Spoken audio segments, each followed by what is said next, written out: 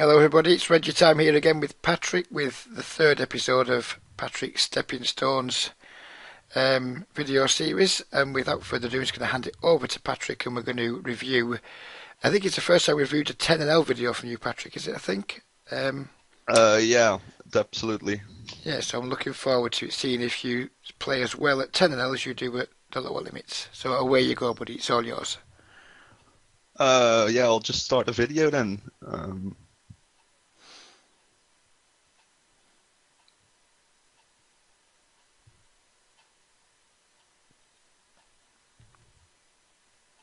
So just for anyone that hasn't read your update and read it yet, it has been a good week for you, hasn't it? You've had a crusher of a week. Yeah, it's been absolutely amazing. Like, pretty much doubled my 888 roll in 1 week. Also made some money on the other sites where I'm playing at. So yeah, everything's going like much better than I'd expected it. I'm not fond of this double barrel on table 2. Don't think that's a particularly good barrel card. I It have to works, agree on that. but Yeah. yeah, I'm not fond of it. I don't think we pick up any fold equity. It fits him pretty well with his check calling range. Surprised we got a fold there. Yeah. Not sure why I barreled that one. Don't have any specific reads or something, so I think sometimes I it think can just that's a be, standard play. yeah, it gives me a little bit of overconfidence, when you're crushing, you think you can do anything, and we do sometimes just sometimes make the odd aggressive mistake because everything we do is working, and yeah, it's probably still a little bit of overconfidence, but you just want to guard against it. Yeah, absolutely.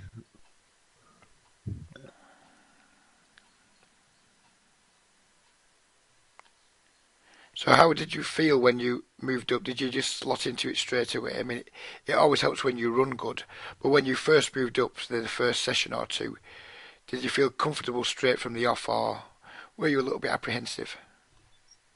Yeah, I think it was fine when I moved up to 10 and L because I've played the limit before. It wasn't like a completely new experience for me. It was just like I had to adjust some things. People seem to tree bet a little lighter, some of them at least. So yeah, I'm tree betting lighter as well. By lighter, could you qualify that? Do you mean lighter as in, excuse me, as in more bluffs, or lighter as in wider for value, or could you not really tell, just more in general? Yeah, just more in general, but I think for value as well. Like it just happens a little bit more often when there's a tree bet at NL5. From my experience, they're mostly just very straightforward tree bets for value, and at NL10 it's a little bit different, but it's still. I mean, like, yeah, people, especially from the blinds, is what I've noticed that they tree bet a little more. Why are we So three betting that was a the small ace? adjustment. Why are we three betting ace queen suited here? Um, Because what we're going to do most of the time here now is blow Adil Fire out of the pot and put the guy with the note on more often than not into a 4-bet or fold situation. Not, I mean, yeah, of course we can get value with ace queen there, but I think I'd prefer to keep the limper in the pot with ace queen than 3-bet it, and then perhaps put the regular into a spot where he knows he can't call. Because we make quite a large 3-bet there. It's unlikely he's going to call when we make a 3-bet that large. So he's going to either have to 4-bet or fold, and we don't really want him to do either of those things. So I just think I personally wouldn't have 3-bet ace queen suited there, because I'm not sure we get yeah, that much value for it. And critically, most importantly, we blow the fish out of the pot. I'm not too worried if the regular folds. I don't really care about that very much. But I am quite concerned that we're just going to be blowing the fish out of the pot way too often and then putting a regular 4-bet or fold spot. So we're not really getting anything for the play, really, apart from just picking up the dead money that's in the pot, when we can do that with any two cards. yeah, we've talked about this before, of course, and it does make sense. I did 3-bet him. He is a regular, of course, but I've seen him make some pretty bad mistakes. I think that was a day later or something where we got into a stack off, and I was like, wow, what are you exactly doing? So I figured I could just get value there because he would definitely like cold call with ace 10 there or something. Ah, right. So That to was my read, read at if you least. think you can get value from the regular and get him to call with worse, then that's fine.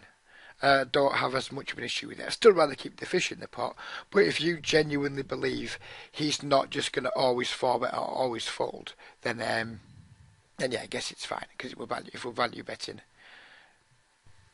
Yeah, it was definitely a 3-bet for value there because I've seen him making some mistakes in the past. Okie dokie, no problem. It's like I said to everyone that I work with, if you can give me a good justification for why you've done something that I didn't understand, I'm absolutely fine with it because you're in there at the sharp end, you're playing these games, you know the dynamic you have with these players. So yeah, just in a vacuum, to me it looked like a little bit too like there wasn't much to be gained from it. But if you genuinely believe you can get value from the regular, then fine, I have no problem with it at all. So there on the top right, I flat called my king queen there in the big blind after three people or two guys that called the UTG raise. I was considering a squeeze, but I don't think I would be too happy with that. Well, no, because if we just look at the under the gun stack size, if he shows, we'll probably have to call most of the time, and then do we really want to be getting that much money in pre-flop with King Queen? I mean, it probably wouldn't be terrible against someone who isn't playing a full stack, but we can certainly do better than that. Yeah, exactly, and that's why I just flat called. I Yeah, I think that's thought I fine. was getting really good odds. And we're going to be dominating the cold callers quite often too. Yeah, maybe, but yeah, I mainly didn't 3-bet there just because for what you just said. Like, we don't really want to get a lot of money in with King Queen against a 40 big blind player. No, of course not.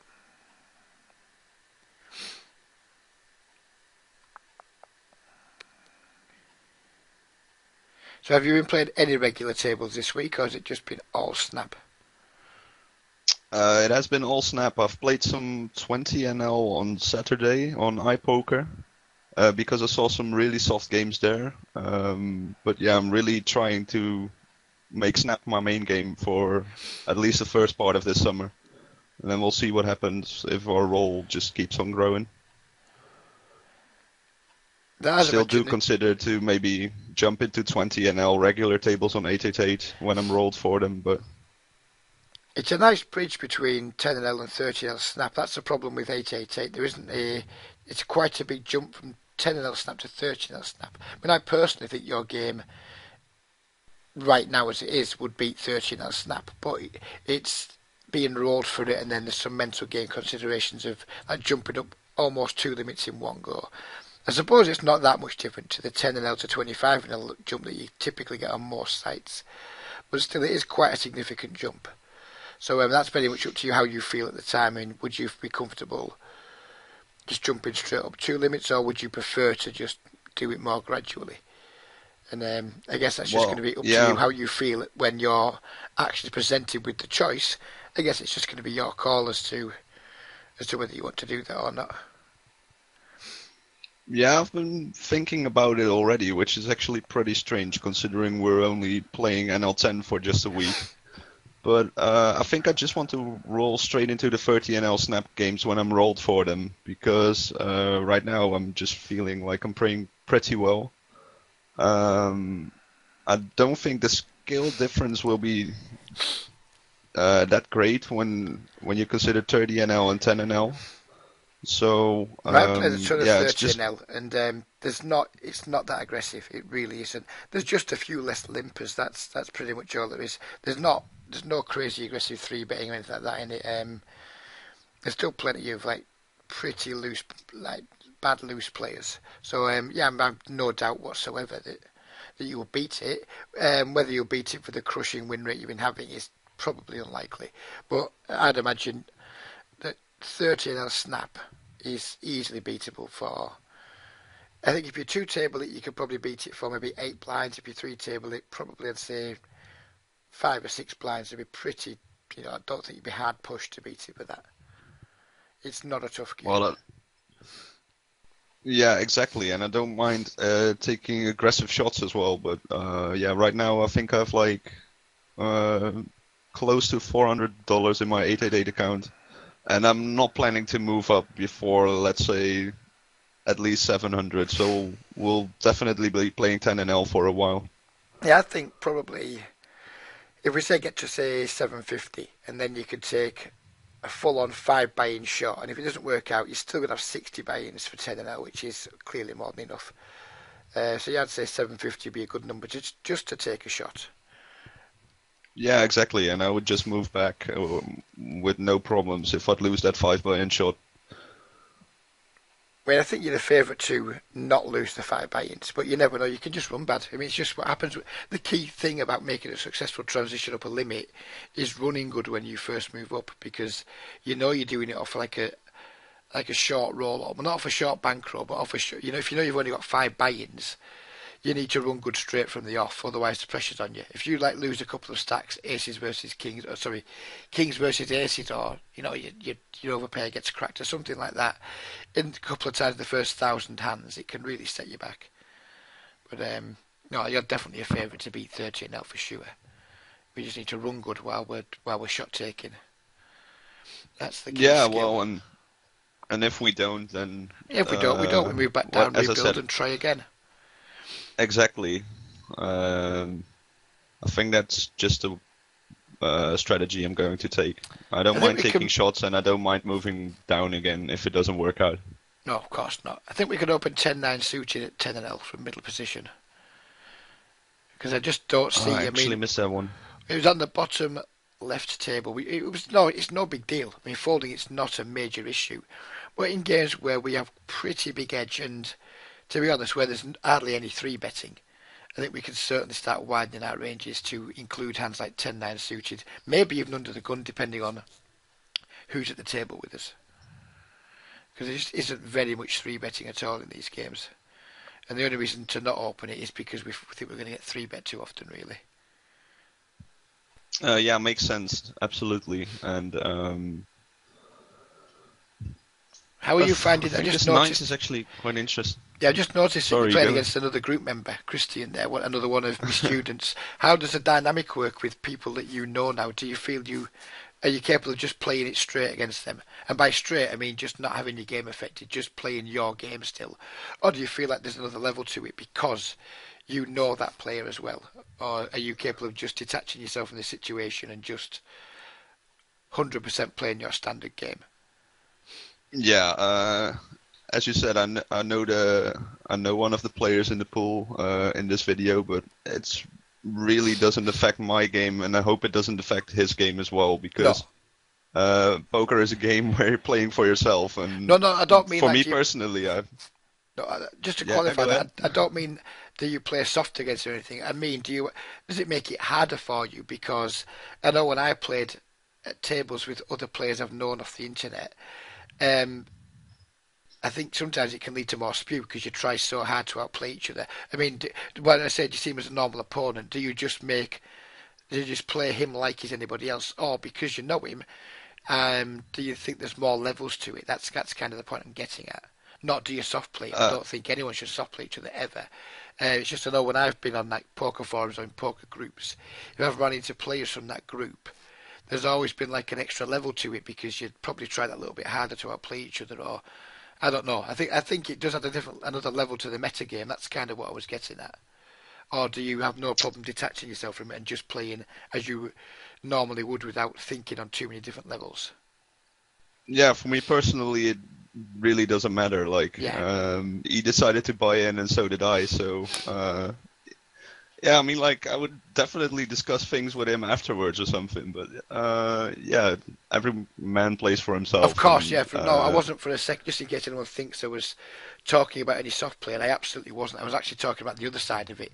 Do you find yourself going after each other more? That's kind of what I was trying to get at. Do you have like an aggressive dynamic? Yeah, and again, no. I guess that's what I was trying. I probably should just have said, do you have a more aggressive dynamic because you know each other? I guess that's what I should have said, because that's kind of the point I wanted to make. Or was he just opened it 6x there? Yeah, wow. He did. And, wow. I just decided to 3-bet big for value. Maybe he would do that with like kings or whatever, and it would be an easy stack off. He folded, but it was pretty interesting that he opened 6x indeed. I wonder what his range is for doing that. It'd be nice to get the showdown with him in situations like that. I think I I would have did led out consider there with flat the calling, but 4-6. um, yeah, probably the best line.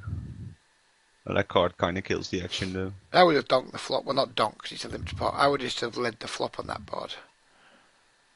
Yeah, I do mix it up. Like, I do definitely lead there sometimes, I but think on dry not. boards and limp pots, I think we can make quite a lot of profitable stabs, particularly when we've got something like that where we've got equity when we get called. Yeah, makes sense. As I said, I do that sometimes as well, but yeah, I decided to check call here for some reason. I think I think Nothing the problem with specific, check really. calling is if someone's limped into the pot, there's a fair chance that they're just going to be like a pretty loose passive player. So when we start calling the bets of loose passive players, I don't think it's necessarily that good because we don't really want to be calling passive players too often. I'd rather, if we're going to put money in the pot, I'd rather we put it in aggressively than put it in by calling against people who don't bluff very often or don't bet very often. Yeah, I have to agree on that. That makes sense. It's something I've been experimenting with as well, like donking in limped pots, and just like when there's a 3-bet pot or whatever, we flop hard and there's a fish involved, and the original raiser checks. Like, I'm a big fan of donking when fish are involved in pots. I'm a big fan of it. I won't do it if it's just all regulars, or very rarely. I'm not saying I won't, but I very rarely do it if it's just all regulars. But if there's a fish in the pot, I'm a big fan of donking and just starting to get my own value and not relying on somebody else to exactly, bet. that's the idea behind it, indeed. And yeah, I think it has had mixed results so far. But it's something definitely interesting and could definitely fit in my strategy over the long term. I think it should do. I mean, if we're in a heavy multi-way pot and we flop to set, the chances of that the pre-flop raiser 3-betting is significantly reduced because people just don't c-bet bluffing multi-way pots very often. So we just can't rely on that c-bet coming. And even if it does, how strong does it look when you check raise in a multi-way pot? It probably looks stronger than Exactly. donking, to be honest with you. So yeah, I mean, I think donking looks weaker. I think it ensures we always get value, or doesn't ensure we get value because people might fold, but it ensures that bets go in when we want bets to go in. It protects us against people checking back and sucking out on us. So yeah, I'm a big fan of it. Probably don't do it if it's just 3-handed, but if it's 4-handed, I'll probably do it quite frequently. I do it 3-handed sometimes as well because, as you said, people play quite fair in multi-way pots. Yes, they do. Especially in position, and they often, if it's like a board texture that I've hit, but it's not very likely that the original raiser has hit it, I would definitely donk there because I don't want to get check behinds and get small pots. I just play for value. That's the spirit. Yeah, I think that's like the main strategy of my game, that I'm that's not right, calling too many bets. Tons of people is when you're in soft games like we are, we can make exploitable plays like that because it's just way less likely we're actually going to be exploited for doing it. We should only worry about being exploited in situations where there's people in the pot capable of exploiting us on a regular basis. But 10L that snap, I would imagine that's probably not happening too often. I don't think we're going to be getting exploited too often at 10L snap for donking with our made hands.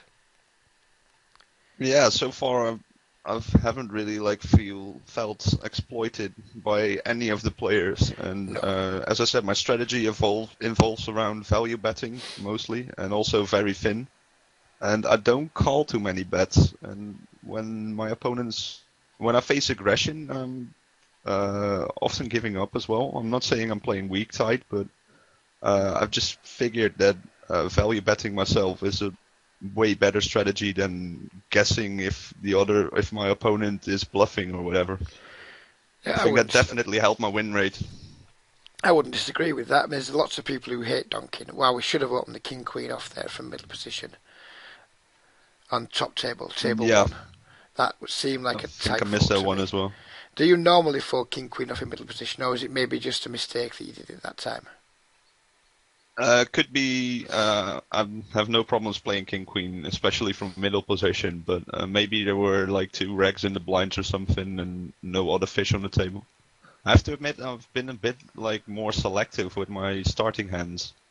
Like when there's more bad players on the table, I tend to open looser, and when it's like 5 or 4 regs, I'm a little bit tighter. So that could have been the case. Well, that makes complete sense. Why? Well, I mean, to me, that's just solid, sensible poker. Um, it's something I always do when I play snap. I look around the table and I definitely adjusted my ranges, for the makeup of the table. If there's only regulars to act behind, we probably should be opening really tight. And if there's plenty of fish behind, we probably should be opening really loose. And if that was your reason there, I still think King Queen offers an open under any table dynamics. But yeah, it's not something that it's not going to be a huge mistake folding it. I mean, I would open it if there was only like 4 eggs behind. I would probably still open it. But yeah, it's not. I don't think it's a huge crime not to. Interesting spot here. So what do we know about Don't really like the that guy call. who squeezed? Nothing. He's a complete unknown. He's squeezed. The thing is, we can just pause it here a second. It's an interesting spot to talk about. Yeah, here. sure. He shouldn't have any bluffs here because. Well, see if you could tell me why he shouldn't have any bluffs. Because the fish just called and he's in position against him. But what about that fish in particular should make it where he's way less likely to have bluffs? It's not a trick question, by the way. I'm not trying to catch you out. His stack size. When people 3-bet fish, if fish have got 100 blinds, he can definitely be 3-betting lighter here. But I just don't think people squeeze in spots like this when the weakest player, when the purpose of the squeeze only has, say, a 40 blind stack, because they know they're going to have to get it in way more often. They know they're going to be going to showdown more often. Or he should know he's going to have to go to showdown more often.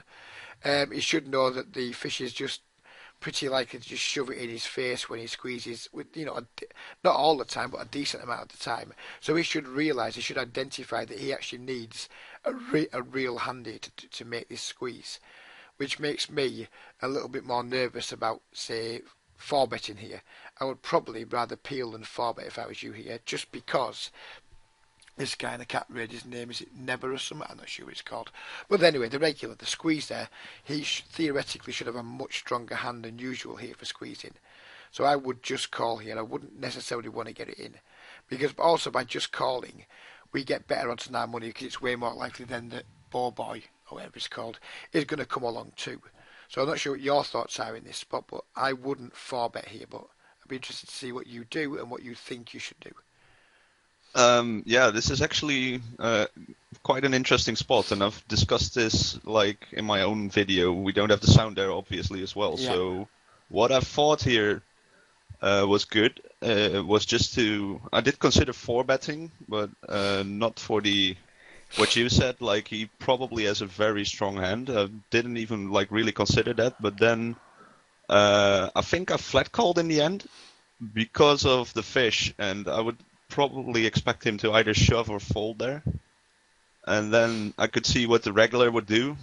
If he would shove, I would probably just fold there. I think the problem is, though, with that line, is when the fish shoves, there's so much more dead money in the pot, which is compensating us for the times that he does have aces or kings.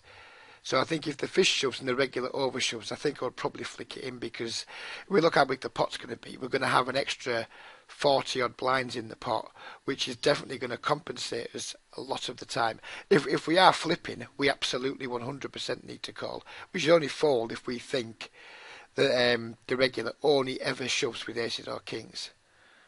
Because he can have queens, Yeah. and we can make a huge mistake. If he's got queens and the fish has got whatever, we're making a pretty big mistake. And if he's got ace, king or queens and jacks in his range, we're making a huge mistake. So I think my plan would be just call, and if the regular shoved all in, well, I'm going all in no matter what. And if the regular folds, then I'm just going to play straight up versus. Sorry, if the fish folds, I'm just going to play straight up versus the regular. But yeah, I think once the fish shoves, we can't ever contemplate folding, because it's just if the regular ever has queens, which he's going to have a decent amount, if he ever has queens, we're making an absolutely monumental mistake because there's just so much dead money in the pot that we're just giving up on. So no, I wouldn't fold if the fish goes all in. I'm all in too, no matter what the regular does. That's kind of how I would approach this. Yeah. Just because of the extra dead money in the, well, not the extra, it's not dead money in the pot, but because of the extra money in the pot is giving us a way better price than our call. Exactly. I would then call. So yeah, as I said, I did consider a 4-bet. In the end, I don't think I did it because of the fish is still involved there, and we'll see how it plays out.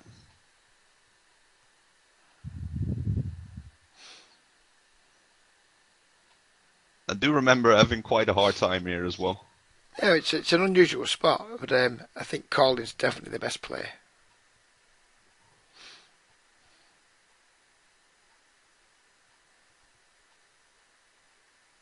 Oh, I did 4-bet. Okay.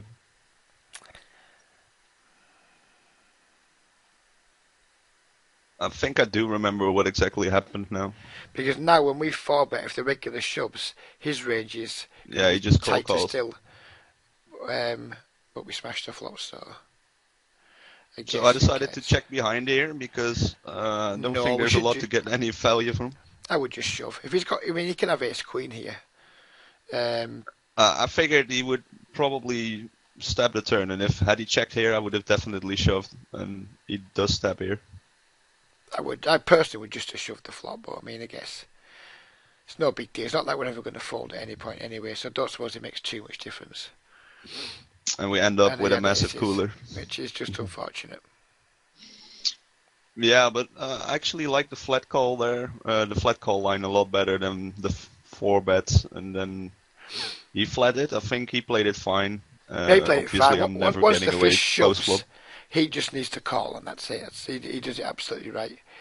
I think you played the hand okay. I think we done better by calling, but you didn't make any mistakes. I mean, there's nothing wrong with 4-betting there. Excuse me, there's nothing wrong with 4-betting. I just prefer calling personally. But I mean, clearly 4-betting's absolutely, there's nothing wrong with it at all. It just highlights that there's sometimes more than one way to play a hand that's plus EV. It doesn't matter if we choose different options. I mean, plus EV, without question, 4-betting's plus EV there. I just think calling, in my opinion, is better than 4-betting. Yeah, I think it doesn't change the situation that much because the fish most of the times is going to shove in anyway. Right. But then still, I think I like flatting better as well.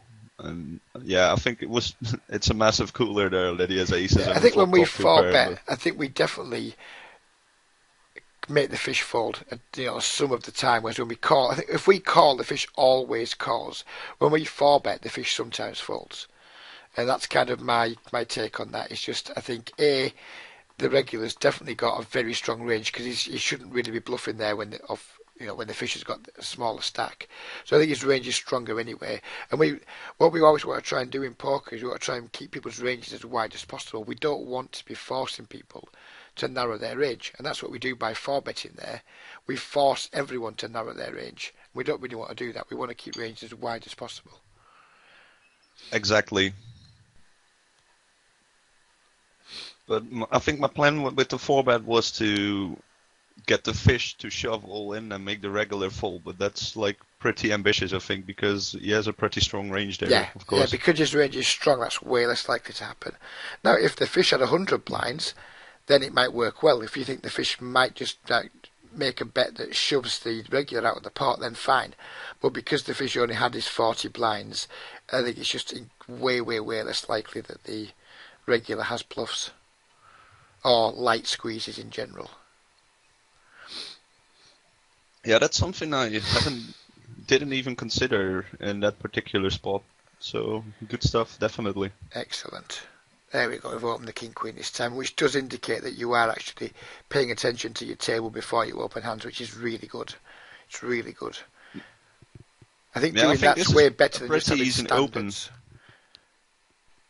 No, but we folded in this situation. Yeah, go on, sorry. Oh, yeah, go ahead, man.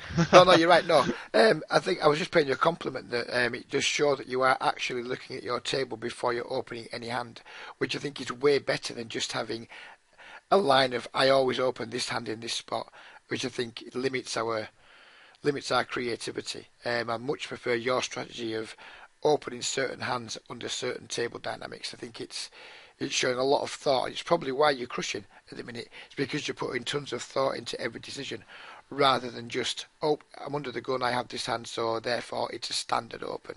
I think standards really limit people's play sometimes. I love the fact you don't have standards. Love it. Yeah, thank you, of course, but yeah, I think it's something you've learned me to do as well. I mean, like, still in a snap pool, I make a lot of notes. I spend a lot of time on it as well, and I do have a pretty easy overview with like the node system in there. So there's still table dynamics involved in a snap pool, and yeah, I completely agree with you that people who play ranges like I open this under the gun, I open this in MP, really do limit their play. And yeah, it's something I've done for a while now, and I think it's working out pretty well. Yeah, but it certainly is. Your results are certainly speaking for themselves. I think it'd be nice before the end of the video if you could just share your graph with people who don't follow your blog on Reddit, because you produced a pretty impressive graph this week. We'll do that right at the end. But yeah, it's one of the nicest graphs I've seen for a while. Yeah, and I'm obviously very happy with it. I would love to share that.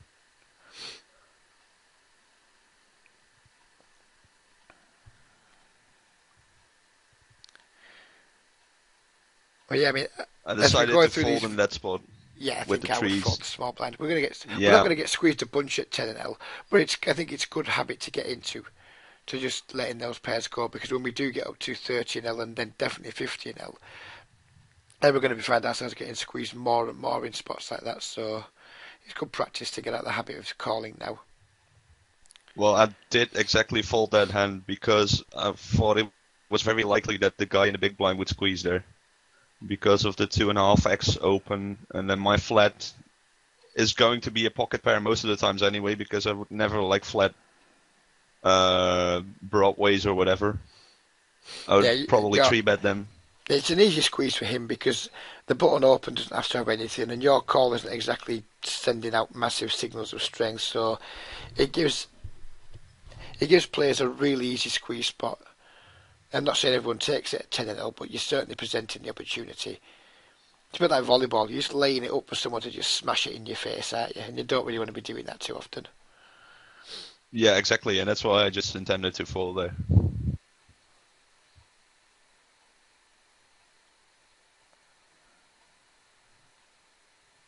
But a point I was going to make just a second ago, going back from our first session together and then later than that our first video together, we're talking less and less about you making, well, in fact, you're not making fundamental mistakes anymore. We're all we ever talk about now is just like fine tuning. It's just fine tuning. It's just like, and a lot of it's just opinion stuff. It's not even like because the ace king. It wasn't a matter if you did it wrong. It was just I offered a different opinion on it, and your game is progressing really well now. We're already at the point now where we're just talking about, just adding a bit of spit and polish to your game rather than anything else. I mean, the progress you've made it's been one of the, you've made probably quicker progress than most people have worked. There's maybe only a couple of people I've worked with who've made quicker progress than you, and I think that's mostly to your credit. Obviously, I'm really pleased and I'm happy I've been able to help you with it, but I think it's been mostly to your credit because your work rate off the table, your enthusiasm, your work ethic, everything about it's exactly what you need. You are a real, you're a real good example of just what can be achieved in a short period of time if you're prepared to put the work in and be disciplined and prepared to just change the way of thinking. Because when you first came to me, you were struggling to beat 5 and L. Your sight and game selection wasn't that great, but you opened your mind and Chris, you made some enormous strides. It's you are. If I could have like a flagship person of this is how you do it, you would be the person I would point people to and say, look, go and talk to Patrick, because you made phenomenal strides. It's really, really gratifying for me as a coach. It's really gratifying to see someone just really pick up the ball and run with it. It's brilliant, it really is.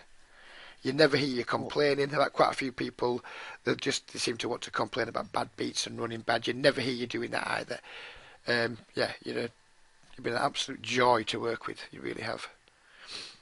There you go. There's your praise for the Yeah, week. well, I'm obviously really happy to hear that as well. Excuse me.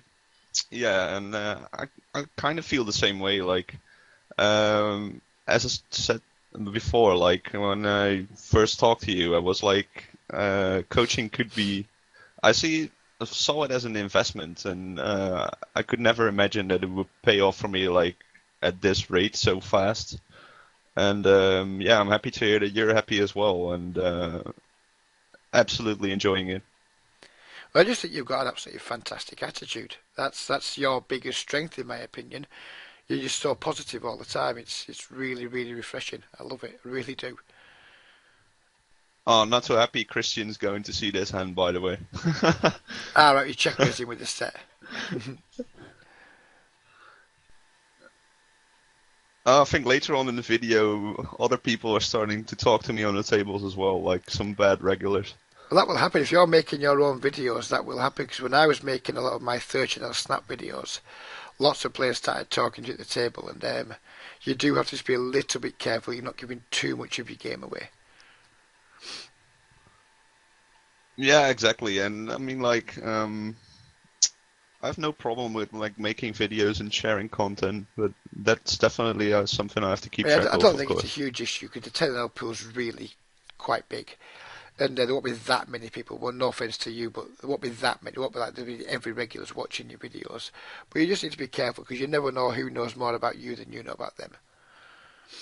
It's, Exactly. it's really making you sweat here, Christian, isn't he?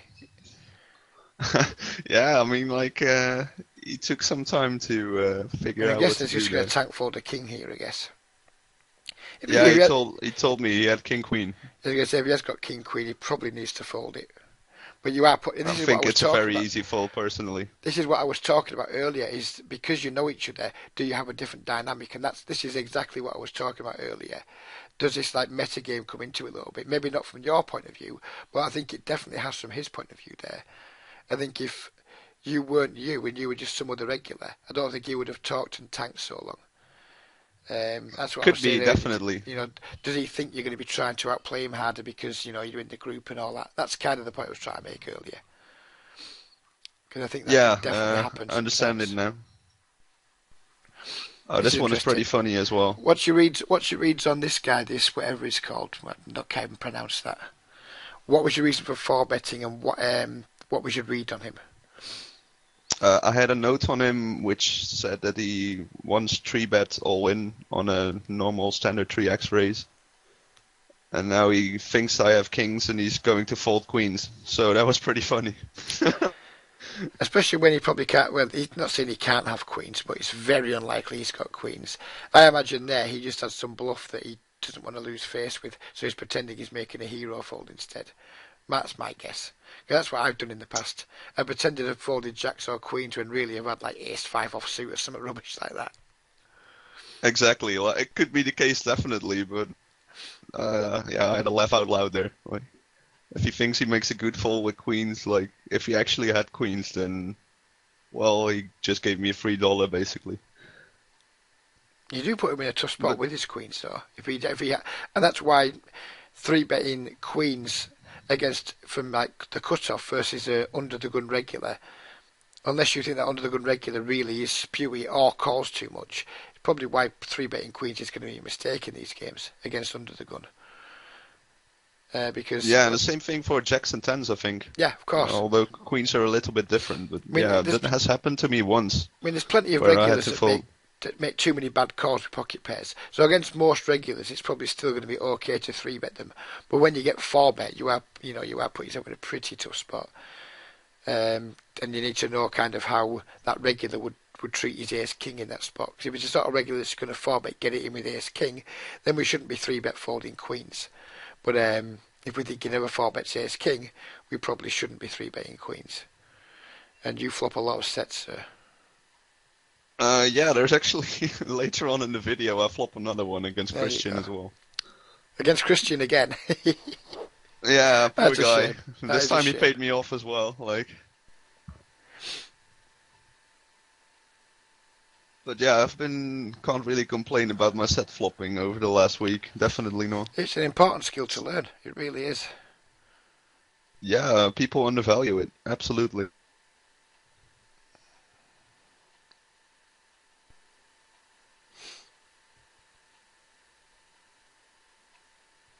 Video seems to be lagging a little bit. Yeah, the it's okay. It's blurring a little bit, but it's still watchable from my end, so I'm sure it'll come out fine. If people want to It's fine on complain, they my can screen again complain. now. They get it for free anyway, so who cares? So they want to complain, let them. Not Right. really that fussed.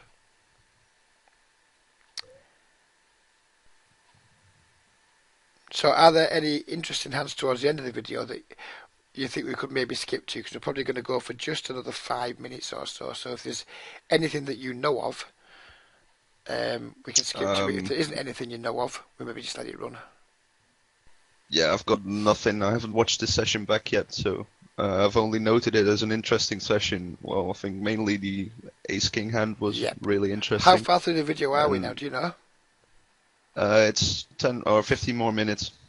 And we'll watch it double speed, right? We'll just watch it through to the end then, because that's going to take us like another 5-10 minutes, isn't it? So we'll watch it through to the end. We'll Should be, try not yeah. to pause it. Then we can capture everything then, because I don't want to miss another interesting spot. That's all. It'd be a shame if we finished the video, then you sent me a message 2 minutes later saying, "Oops, just in a good hand." That would be a shame. So yeah, we'll just see it through.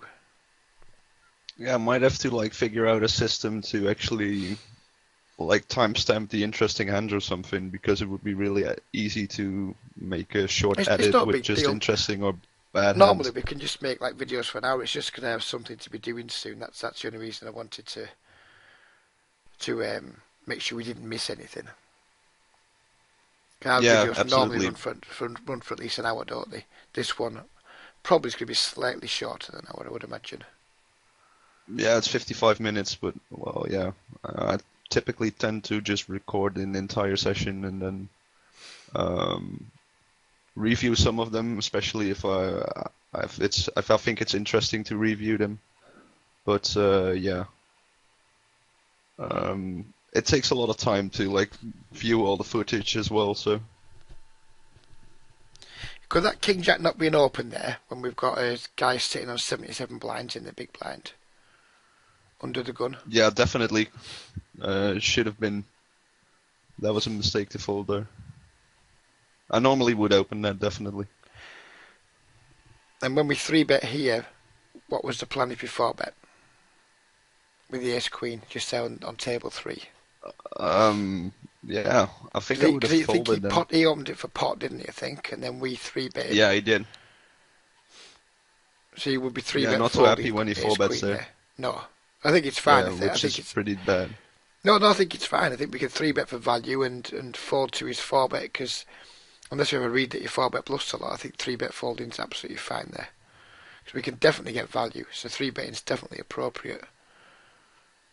I do mix up against regulars as well, open on the button and just flat call with hands like that. When they raise like 3.5x, I think you can still build a pot out Yeah, of position absolutely. if I you flop well. completely agree. I would have bet there when the regular checks. Because now we're in a spot where we're just check guessing with our 2 jacks. Oh, I remember. Yeah, I remember the spots, and I decided to check because I wasn't sure of the guy behind me. And I actually do remember telling now that I feel a little bit lost in the middle of those two guys with my jacks, and I just ended up folding them because I would have a pretty tough decision on mostly any turn card there. I think though when the pre-flop raiser checks, he never has, or he very rarely has, better than a queen. He doesn't have like aces and kings in check there very often. I guess he's just going to have ace king or ace jack a lot of the time. So when he checks, I'm probably going to bet. And if the guy is limped in, in the business of limping king queen or pocket tens or pocket fives, whatever the other card was, and he's flopped a set or he's flopped top pair, well, just tough shit for me. But I'm definitely going to bet, because I think too often there we're just going to afford the best hand when the other guy just bets just basically bets the entire range. When the small blind checks and then when we check, he's got a really, really profitable bet there with only two cards because he can realistically expect us to fold most of the time. So I Yeah. think we think we give him too much of an easy bluff. So I would just a bet for a little bit of thin value, just to protect my hand a little bit if he is sat there with some kind of like low equity hand, but they can still improve past me. If he's got say like a gut shot there somehow, or if he's just got a Jack 9 or something like that, I don't want to be giving too many free cards on that board. So I would have gone for some thin value, and had he called, then I probably would have just tried to shut down from the turn, but I wouldn't just have check folded the flop.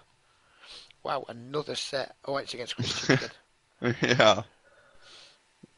Oh, he And raises you. Right, so what happens here now? What do you think the best line I'm is? I'm just flat calling because I could actually pause the video for a second Yep. because I think he would definitely like check raise a king here or something because he had to fold his king queen before to me already, and it's not very likely that I hit this board, especially when I play check call there. I either have like a really strong hand or I'm going to give up on this barrel that he fires now. Yeah, I think your range of calling here is going to be stuff like decent flush draws, King X maybe, and sets, I'd imagine. You're folding pretty Yeah, much everything else. So yeah, pretty much, yeah. so it'll be interesting to see what Christian turns up with, because I'm not sure what he should really be barreling with here after his check raised. There isn't either a set of twos. I'm presuming he three bets you with Ace King pre. So we Yeah, can so rule do Ace I. King out. I think he can sometimes have it, but not very often, because I think he three bets it most of the time. So I think he's going to have like King Queen, which is it's starting to get thin already on the flop. Check raising King Queen, he is probably fine. But check raising and barreling off against you, who he can probably expect isn't going to call down too light, is probably not the best of plans. So I think he's just going to have flush draws a lot here. Is going to be my Okay. guess. I think that's my Um, guess. If he barrels off here with a king, I don't think he's played the hand too well. well, we'll We'll see. see. So I decide to call here again, figuring his range is pretty wide and that he could even fire a third barrel. Yep. But what's I the did plan? consider Just say, raising, but just say a diamond comes on the river. I mean, I'm not worried about the backdoor clubs. no, neither am Right, I. so But let's pause when it he, again here and think about what our yeah, best sure. option is. Because I think I know what I would do here, and I know why I'd do it. But I'll be interested to see what you think you should do now and what you did do at the time. Um, when he checks like super fast there on the river, which he did, I felt like he had a king, and I obviously know the result of this hand already. But yeah, I figured he would call like a very smallish value bet type there, mainly out of interest to see what I would play back at him there. But I did consider like full shoving, but I wasn't Yeah, expecting to get like a ton of I calls prefer there. the shove because if he thinks we've got flush draws, just say if he's got a flush draw that's missed, he's not calling any bet unless it's like the ace 10 of diamonds. If he's got the ace 10 of diamonds, he might call a small bet. Or if he's got like the ace 5 of diamonds or something like that, he might. If he's got a pair and the busted flush draw, he might call a small bet. If he's got a king, I think he would call a shove because if he hasn't got a flush draw, that means in his mind we can have more flush draws that might want to bluff this river. So I would probably shove and accept that I'm going to lose value from like ace 10 of diamonds, ace 5 of diamonds, those type of things by betting that we could get by betting smaller. But I think by shoving, we're going to level him. He's going to call with the king a decent amount. If he's got king queen, he needs to put us on a set or backdoor clubs to fold here really. And I don't think he's going to do that too often. No one likes putting people on sets. No one ever puts anyone on the backdoor draw. So I would just shove. And I think he's going to call, not just Christian, I think most regulars will level themselves into calling here because the diamonds have missed. And the way we played it, we can definitely have a flush draw. There's nothing Yeah, stopping us having actually, like the ace 8 of diamonds here and stuff like that. Ace 4 of diamonds. Maybe not ace 4, like ace 3 of diamonds. There's plenty of ways we can have flush draws here that we're turning into a bluff. Or there's plenty of ways we can have that. So I would shove. yeah. did consider shoving, as I said, but I figure, yeah, I put him on King X personally, and I didn't think that he would call like a complete shove, so I bet like yeah, a very small bet, like $2 or something. So it looked like I could still fold there, and I didn't expect him to shove anyway. But yeah, I thought he would pay me off with King X, and he wouldn't pay off my shove there.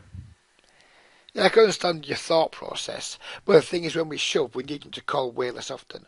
Just say we shove here, just say we bet $2, and he calls 50% of the time. Yeah, Then just say we extrapolate that over 10 times. So we win $2 50% of the time. So we win $10 every time we shove in 10 hands. We only need him to call 1.5 times for the shove to wait to make more than $10 over the same 10 yeah, hands. I So agree on that. I would probably shove, but just because I want to shove here with a lot of other things too. So yeah, I Yeah, I just like would shoving. probably shove my busted draw here as well. So I actually like the shove line as well. Yeah, I just like I shoving think, better. yep. Well, how it played out, he called my bet with King Queen. Yeah, we established on the flop. King Queen's one of the hands he can have, one of the most likely hands he has, because he probably three bets Ace King pre-flop, so it makes King Queen and flush draws a huge part of his range. And I think when he checks that river that quick, he's always bluff catching. So he's always bluff catching. We want him to put him in a tough spot with his bluff catches when we've got a value hand, but also when we are bluffing too. So yeah, I think I would always shove there in that spot, just because I always want to shove my flush draws and miss, because I know his captures range to one pair. So if I Yeah, always want to that shove my makes sense. flushes, if I always want to shove my flushes there, so if I always want to shove my missed draws, I should probably always shove my value hands too. Yep, that does make a lot of sense. And I think that's a nice hand just to end the video on now. So if we can just pull up your graphs so people can see how well you've been doing, then that'd be a nice place just to end until next week, I think. Yeah, sure. Uh, Getting a phone call. What? I'm just gonna skip that for now. And we need to be telling Christian that we've just reviewed him in a video too, so he can see it himself and Yeah, get probably. get the benefit of what we've been talking about. I think when we've been talking about somebody in the group, I think it's right that we should tell them. I mean, he'll probably watch the video anyway, I would imagine. So just yeah, look this at is your my graph. total Yep. 10 and L sets. I've got close to 20k hands, but for last week it has been 11, and this is what my graph looks like. We're probably going to need to make this a little bit smaller to fit in the screen for when the graph comes up, I would imagine. Come on, mate, you can do this. Hold on, manager. It is. Hold on, manager on. There we go. Lovely. There we go. No, don't make it too big, but it was better the first time. Okay. Yeah. No, that Sure. no, and just to the left a little bit, by about an inch.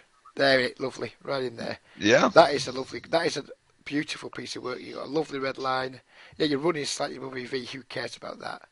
That is beautiful. Yeah, I mean, like, certainly not going to complain about that, No, of course. that is. Well, even if you Um, weren't running above EV, your graphs, your orange line has a lovely shape to it as well. That is a beautiful piece of work, sir. Congratulations. So yeah, thank yeah, you, and I'm no really worries. looking forward to this week, and let's see if we can show the same results. Excellent. Well, even That if would we be really don't, nice. let's just play as well as we have played, and let's remain as positive. And if the results aren't as good, well, so be it. You know, you just keep doing what you've been doing, keep working on your game, and we'll be in smashing 30 now before the end of the summer for sure. Well, that would be great, definitely. Excellent stuff. Right, buddy. So I Well, think we're done for now. yes, we'll call that a video. Thank you very much for that, and yeah, we'll catch up with everybody next week. Yeah, absolutely. Thanks for your time, Reg, and yeah, looking forward to next week already. Me too, buddy. You take care. Okay, see ya. Goodbye.